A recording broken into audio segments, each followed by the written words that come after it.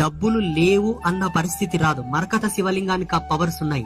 మరకత లింగాన్ని ఇంట్లో పెట్టుకొని పూజ చేసుకునే ఇల్లు ఎప్పుడు పచ్చగా ఉంటుంది. సాక్షాత్తు పరమేశ్వరుడు పార్వతికి చెప్పాడు ఈ విషయం. యజమాని బొటనవేలు ఏ సైజు ఎంత పొడవు ఉంటుందో అంతే పొడవు శివలింగం తెచ్చుకోవాలి. ప్రతి సోమవారం పొద్దున్నే స్నానం చేసుకొని నష్టన భస్మధారణ చేసుకొని లేదా ఇంత కుంకుమ బొట్టు పెట్టుకొని చందం బొట్టు పెట్టుకొని రాగి చెంబులో శుద్ధ జలం తీసుకొని రావాలి.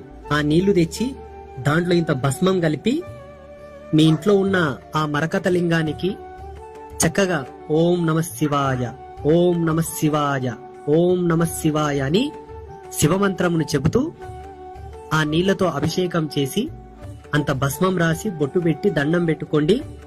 మీకు ఎన్ని శుభాలు జరగాలి, ఎన్ని జయాలు జరగాలి, మీ ఇంట్లో ఎంత అభివృద్ధి జరగాలో అంత అభివృద్ధి శివుడు ఇచ్చేస్తాడు.